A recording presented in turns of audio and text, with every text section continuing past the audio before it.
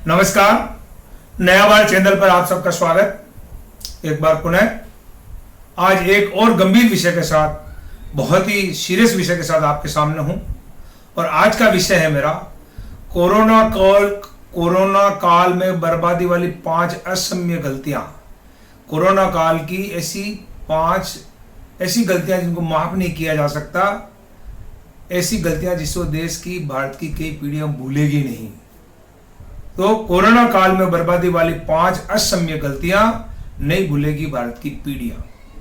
बंधुओं, इस विषय में कुछ बैकग्राउंड के साथ आपके सामने बात रखकर मैं मेरी पूरी बात रखूंगा। ऐसी कौन सी 5 गलतियां हैं जो भारत ने की है, जिसको हमारी पीढ़ियां याद रखेगी, जिसकी वजह से हमें कोरोना की ये पीड़ा भुगतनी पड़ रही, इतनी गंभीर पीड़ा हमको भुगतनी पड़ रही है। बंधुओं, आपको याद दिलाना चाहूंगा, दिसंबर 2019 के अंदर ये चीन में कोविड-19 यानी कि कोरोना आ गया था। सारी दुनिया जानती है, मैं सोचता हूं मेरे सभी श्रोता भी जानते होंगे।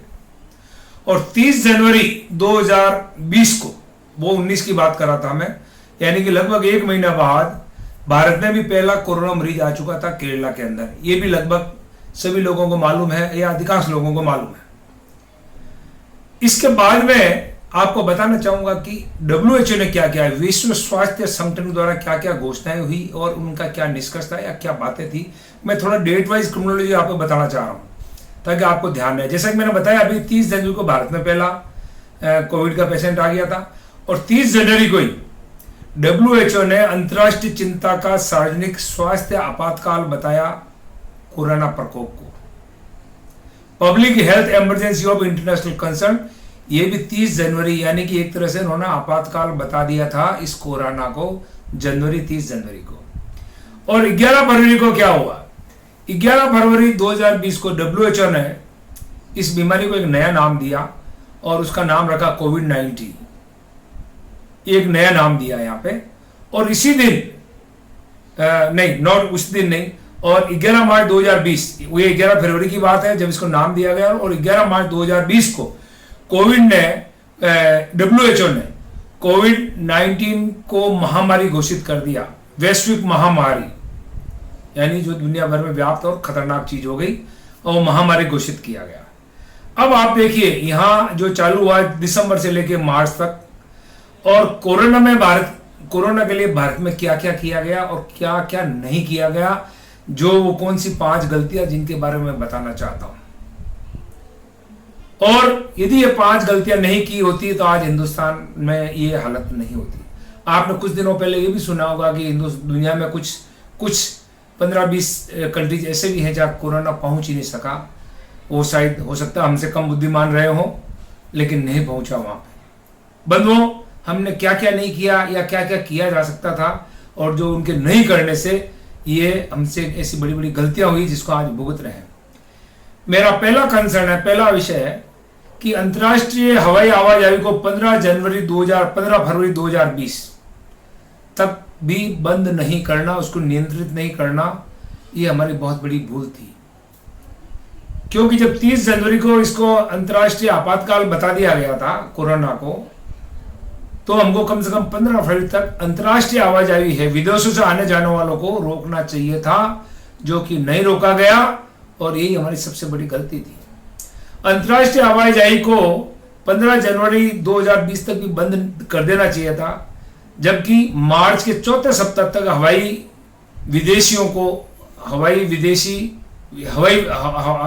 मार्ग से विदेशियों का भारत में आना जारी था।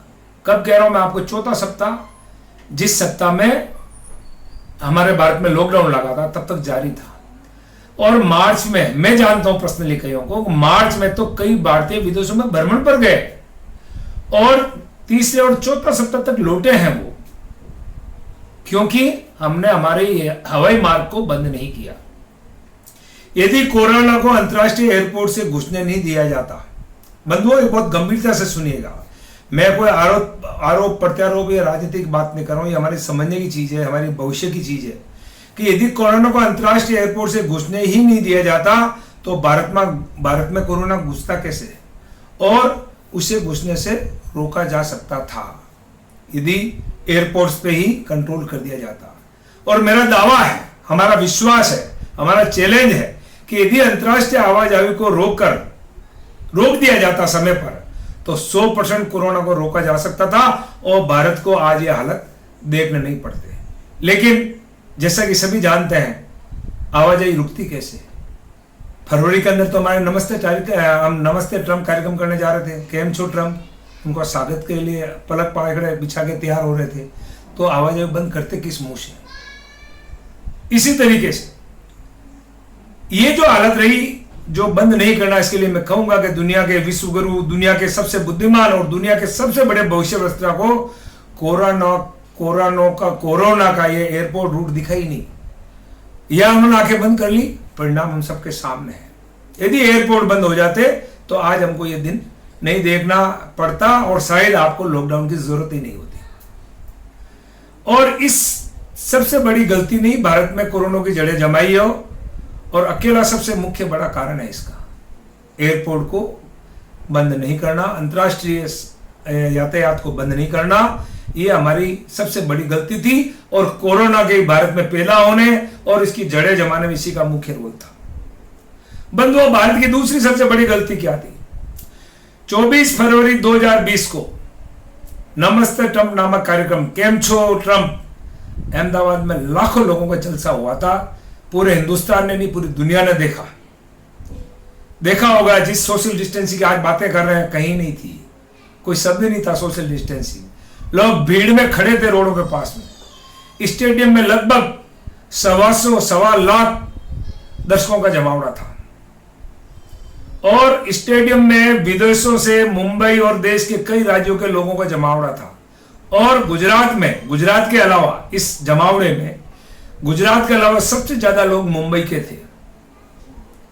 सड़कों पर लाखों लोगों का स्वागत प्रदर्शन था। हमने सबने देखा है कि जिस रूट से ट्रंप निकले वहां स्वागत के लिए भीड़ इकट्ठा की गई और स्वागत किया गया। आपने यह भी देखोगे, अहमदाबाद से ट्रंप साहब आगरा भी गए और दिल्ली भी गए। और आज आपको मालूम होगा कि अहमदाबाद, मुंबई, आगरा और दिल्ली, ये चारों शहर कोरोना के हॉटस्पॉट है।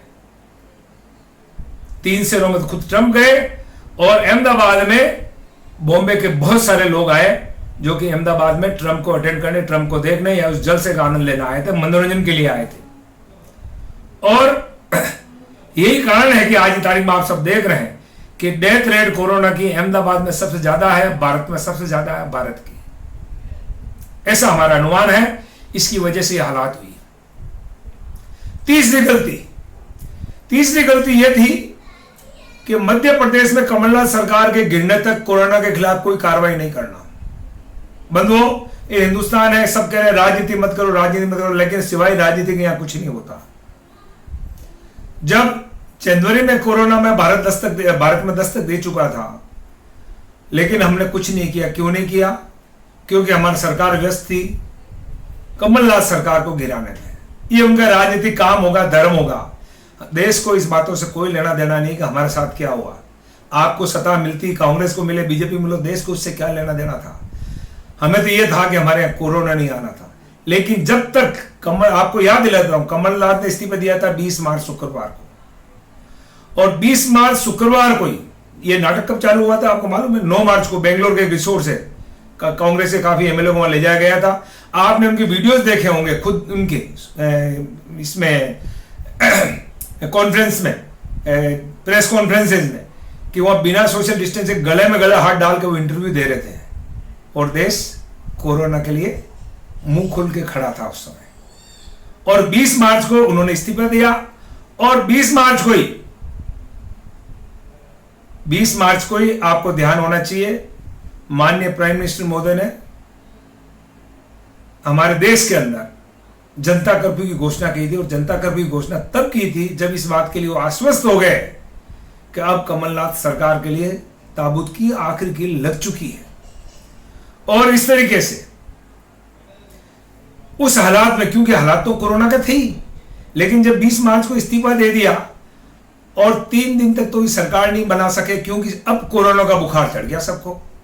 और 23 मार्च को अकेले ने शपथ ली शिवराज सिंह जी ने, और 29 दिन बाद यानी कि 20 अप्रैल को बिना कैबिनेट के रहे, और 21 मार्च को 5 मिनिस्टर जोड़े और आज उस 5 मिनिस्टर यानी एक मुख्यमंत्री के साथ ही वो कोरोना से लड़ रहा पूरा मध्य प्रदेश, एक बड़ा राज्य है हमारे देश का। ये सब क्यों हुआ? क्योंकि जब तक ये संतुष्टि नहीं हो गई अंतम के कमलनाथ का पतन फाइनल हो गया है, तब तक 19 मार्च की रात को घोषणा नहीं की गई। यानी कि 19 मार्च की रात को घोषणा की गई कि 22 मार्च को देश में जनता कर्फ्यू होगा। मैं आपको गलती क्या बता रहा हूं? गलती यह है हमारी कि जब तक कमलनाथ का पतन पूरा तय नहीं हो गया, जब तक हमने कोरोना के खिलाफ आंख बंद कर ली, कोरोना के खिलाफ कोई कार्रवाई नहीं की, ये हमारी देश की बहुत बड़ी गलती है। मैं मेरी भाषा को बड़ा ही संयमपूर्वक किसी का नाम नहीं लेके कह रहा हूं, आपको हमारे देश की गलती मान रहा हूं बंधुओं। हालांकि मेरे टॉपिक से जुड़ी हुई बात नहीं, फिर भी आपको बता रहा हूं। 3 मार्च 2020 को शायद एमपी के काफी लोग जानते हैं क्योंकि एमपी के अखबारों में आया है, इंदौर में एक 7 किलोमीटर लंबी खुली सड़कों पर एक सार्वजनिक भोज हुआ था, प्रसादी हुई थी और अखबारों के अनुसार लगभग 10 लाख लोगों का भोजन हुआ था, जमाव हुआ। 10 लाख लोग तो खाली खाने वाले थे और बाकी सेवा में कितने होंगे उसका अंदाज लगा लिए। और उस जो कार्यक्रम हुआ था, ये सामूहिक भोज और प्रसादी हुई थी, उसके मुख्य मेजबान और या संयोजक कह लीजिए या सानिध्य देने वाले एक देश के, इस देश के एक बहुत बड़े राष्ट्रीय स्तर के नेता हैं। और आज आपको ध्यान होगा कि मध्य प्रदेश का और हिंदुस्तान का इंदौर एक बड़ा हॉट स्पॉट है, जहां पे कि 3 मार्च को 3 मार्च को इतना बड़ा कार्यक्रम हुआ था। और आपने ये भी देखा होगा कि जब कमलनाथ का इस्तीफा हो या जनता कर्फ्यू का दिन हो, इंदौर ही वो शहर है जहां सड़कों पे जश्न मनाया गया। टीवी पर थाली वाली, मतलब टीवी पर भी थाली बजाने के इंदौर के सामूहिक कार्यक्रम देखे गए होंगे, आपने भी देखे होंगे कि थाली और ताली बजाने के लिए लोग सामूहिक रूप से इकट्ठे हो गए। जब इन्होंने इस्तीफा दिया तो उसका जश्न सामूहिक रूप से हुआ। ये सब क्या है? इन सब का परिणाम आप और हमारे सामने है। कितनी बड़ी गलती थी जिसकी परिणाम ये देश भुगत रहा है। अब 2 मुख्य गलतियां जो वाकई विचार करने लायक है कि हम आज की स्थिति पे हैं। मैंने पहली गलती तो बताई जो जड़मूल का था कि पैदा ही नहीं होता, लेकिन उसके बाद में क्या हुआ कि जिस दिन अचानक 24 मार्च को घोषणा की गई थी, 24 मार्च को रात को, कि 25 तारीख को 14 अप्रैल तक के लिए लॉकडाउन लागू करने के लिए माननीय महामहिम में घोषणा कर दी, प्रधानमंत्री जी ने घोषणा कर दी कि हिंदुस्तान में लॉकडाउन रहेगा। लेकिन बड़ा ताजुब है और जो मेरी शिकायत है, ये हमारी जो गलती है देश की, कि बिना किसी राज्य सरकार को विश्वास में लिए, न किसी राज्य के प्रशासन को विश्वास में लिए, बिना तैयारी किए, बिना धरातल की कोई जानकारी लिए घोषणा कर दी गई, जैसा कि हमेशा सरप्राइज घोषणा करते आए। और देश को एक सरप्राइज दे दिया गया और 14 अप्रैल तक के लिए इसको बंद कर दिया गया, जिससे परिणाम से पूरे देश की सभी तरह की व्यवस्थाओं का बट्टा बैठ गया। और देश को ये जो सरप्राइज था वो ये बहुत बड़ा सदमा देकर चला गया, जिसको आज तक अभी तक हम ढो रहे हैं। और इसी के कारण ये बात की अव्यवस्थाएं फैली और लाखों करोड़ों लोगों को इधर उधर होने की जो स्थिति थी वो आज तक हम देख रहे हैं, आप और हम सुन रहे हैं, देख रहे हैं और पूरे देश में हो रहा। और ठीक इसी तरीके से ये मैं अंतिम 5वीं गलती बता रहा हूं कि जब हमको लॉकडाउन करना था तो हमको देखना था कि हमारे हिंदुस्तान में अप्रवासी कितने हैं, कितने लोग राज्य से इधर से उधर नौकरी पे, खाने पे, पैसे पे और मजदूरी पे गए हुए हैं। लेकिन हमने नहीं देखा। उसका नहीं देखने का कारण भी था कि वो राज्य सरकारों को तो पूछा ही नहीं गया। आपको ज्ञात होगा राज्य सरकारों को कब पूछा गया? राज्य सरकारों को पूछा गया चौथे लॉकडाउन के टाइम कि भाई अब हम चौथा जो है वो आपके कहने से करेंगे, 3 हमारी मर्जी से कर लिया हमने।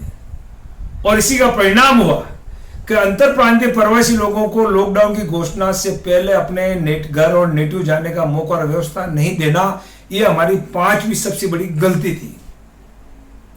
और तो और जब 19 तारीख को माननीय ने घोषणा कर दी थी जनता कर्फ्यू की और 24 तारीख को किया था उसकी घोषणा, ये 5 दिन का समय भी यदि दे दिया जाता हिंदुस्तान के लोगों को, कभी जहां आप जाना चाहो 5 दिन में चला जाना, या 2 सप्ताह का 1 सप्ताह का टाइम दे दिया जाता और व्यवस्था ही दे दी जाती, ट्रेनें लगा दी जाती, एक्स्ट्रा ट्रेनें, स्पेशल ट्रेनें कि जिसको जाना जो जाओ, अपने पैसे से जाते लोग। भारत सरकार को कुछ नहीं करना था, किसी राज्य सरकार को कुछ नहीं करना था, जिसको रहना था वहां रहना था।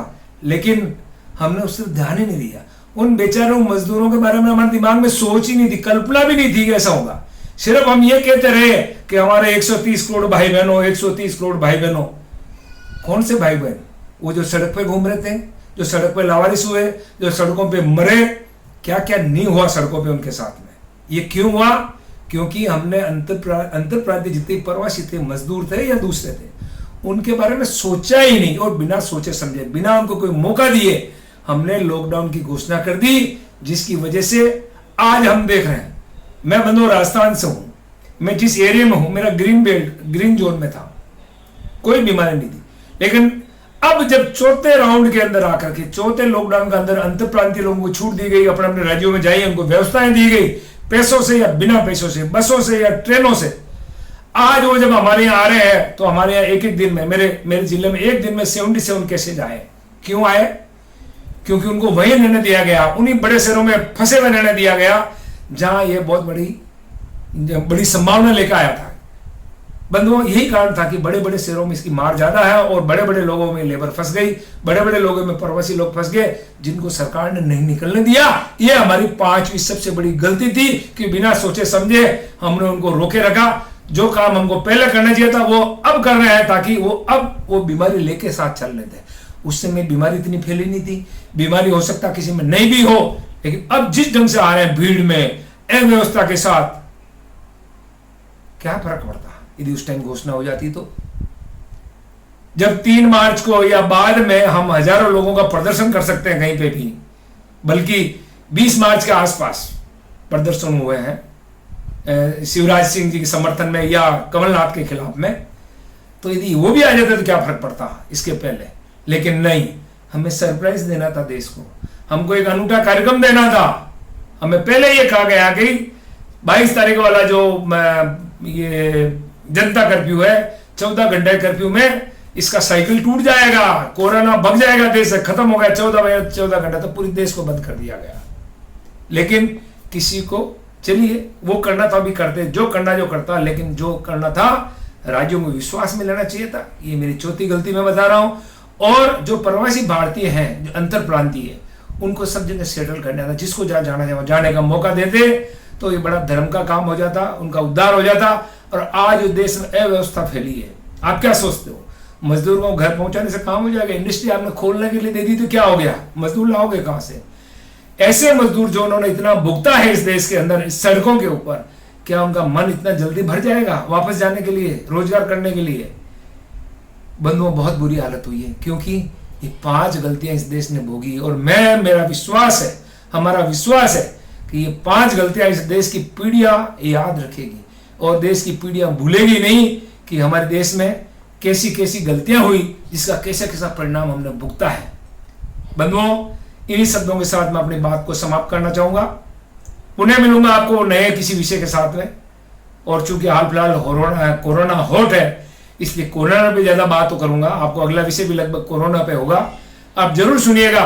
और यदि आपको मेरे बात वाकई सही लगी है, आपको मेरे विचार सही लगे हैं, तो जरूर लोगों को शेयर कीजिएगा और बताइएगा कि वाकई क्या हुआ देश में, ये जो हालात बने, ये बने क्यों है, कौन जिम्मेदार है इसके लिए, हमारी कौन सी गलतियां जिम्मेदार है जिसको आज हम भुगत रहे हैं, या हमारी पीढ़ियां भुगतेगी। क्योंकि जो हमारा अर्थव्यवस्था का साइकिल तोड़ा गया है, टूटा है, इन गलतियों की वजह से पूरे देश को भुगतना है। उन लोगों को नहीं भुगतना है जिन्होंने गलतियां की है, उनको तो राज करना है, भुगतना हम सबको हो। नमस्कार, जय भारत, नया भारत।